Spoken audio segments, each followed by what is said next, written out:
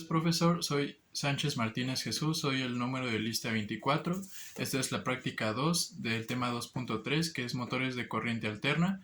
Soy de la carrera de Ingeniería en Diseño Industrial y a continuación voy a explicar mi proyecto de motores de corriente alterna.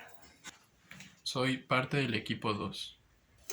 Se denomina corriente alterna al tipo de corriente eléctrica en el que la magnitud y el sentido varían cíclicamente. La corriente alterna es un tipo de corriente eléctrica que cambia a lo largo del tiempo y la variación puede ser tanto de intensidad como de corriente o en sentido de intervalos regulares. Usualmente este tipo de motores se utilizan en electrodomésticos que necesiten de mucha potencia para trabajar, como las licuadoras, las lavadoras, los automóviles, entre otros. Existen dos tipos de motores de corriente alterna. Existen los motores sincrónicos y los motores asincrónicos. Se dividen estos en los monofásicos y los trifásicos. Los monofásicos se dividen en de bobina auxiliar, una espira con cortocircuito y son universales. Y los trifásicos son de rotor bobinado y de rotor en cortocircuito. En este caso vamos a explicar el motor monofásico y voy a explicar el motor de una licuadora. Este es el ejemplo de un motor monofásico que tiene camisas de enfriamiento, un rotor, un estator, un ventilador y un eje de accionamiento. También se conforma de distintos mecanismos que al eje se le pueden acoplar distintos mecanismos como son los engranajes, los piñones, aspas, bandas o poleas que convierten la potencia en trabajo mecánico o en bombas de vacío o presión. Para esta práctica vamos a ocupar un motor monofásico, en este caso de una licuadora. Aquí podemos ver el motor. Un voltaje de 110 volts de corriente alterna, que es una corriente de casa común y corriente, y a continuación procederé a describir cómo funciona cada elemento. Es la vista explosionada de la máquina. Voy a comenzar explicando esta pieza que estoy señalando. Es un convertidor de par que, como expliqué, se le pueden acoplar distintos mecanismos desde el eje. El siguiente es el rotor embobinado, que, como lo dice su nombre, rota. Este es el estator con embobinados, con el núcleo tipo O. Este es el núcleo, como podemos ver. El núcleo tipo O es externo. Este es un portacarbones. Este es un portacarbones y aquí podemos ver los carbones que transmiten la señal eléctrica hacia el arrollamiento. Esta pieza que podemos ver aquí es el arrollamiento. En este tipo de motor tenemos un controlador de potencia mecánica con distintas intensidades de trabajo al que será sometido el motor. Aquí tenemos los distintos grados a los que se puede llegar.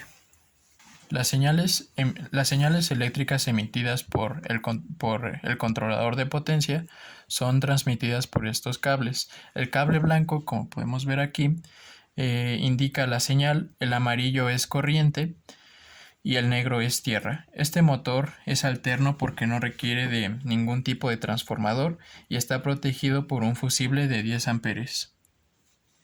A continuación voy a explicar para qué sirve el estator y el rotor. En caso de el estator es lo que constituye la parte fija del motor y permite, para empezar voy a explicar para qué sirve el estator y el rotor. En caso del estator es el que constituye la parte fija del motor.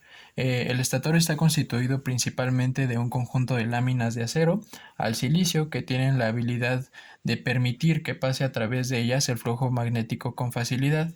La parte metálica del estator y los devanados proveen los polos magnéticos. Y en caso del rotor es el que constituye la parte móvil del motor. El rotor es el elemento de transferencia mecánica, ya que de él depende la conversión de energía eléctrica a mecánica.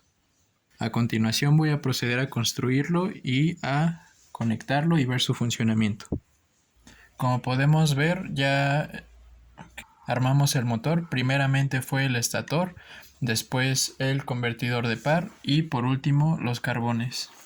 A continuación voy a proceder a conectarlo y a mostrar su funcionamiento. Aquí tengo un voltímetro y con esto voy a demostrar que ya tenemos corriente, es decir, que ya está conectado. Si yo...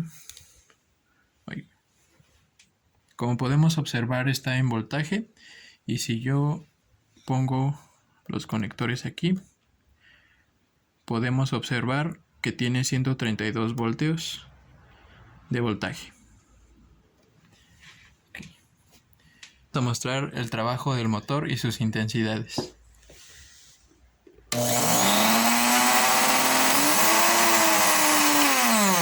Mira, ahora es la cámara para acá. Voy a mostrar a continuación el momento en el que produce la potencia.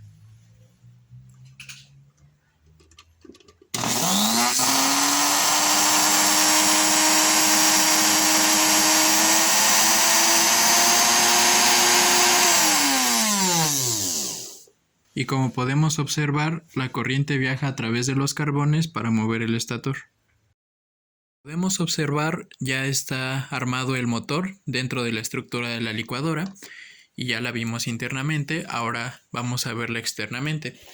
Lo único que tenemos que hacer para que funcione es una licuadora normal, entonces nada más la enchufamos a una corriente y vemos su funcionamiento a distintas intensidades, como ya lo mostramos en la imagen interna.